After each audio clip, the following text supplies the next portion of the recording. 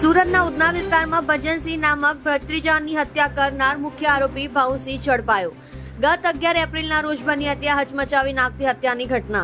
સુરતના ઉધના નવસારી રોડ પર જીઓના petrol pump સામે બની હતી સરજાહેર કરાઈ હતી હત્યા। સુરતની ઉધના સર્વેલન્સ પોલીસ દ્વારા મુખ્ય આરોપીને ઝડપી પાડ્યો। હત્યામાં વપરાયેલી બોલેરો પિકઅપ પણ પોલીસે કબજે કરી છે, જેમાં ચકચારી હત્યાના આરોપીઓમાં અગાઉ ઉધના પોલીસ દ્વારા પકડી પાડ્યા હતા અને મુખ્ય આરોપી ભાઉસિંહને ઉધના પોલીસ દ્વારા પકડી પાડવામાં સફળતા મળી હતી।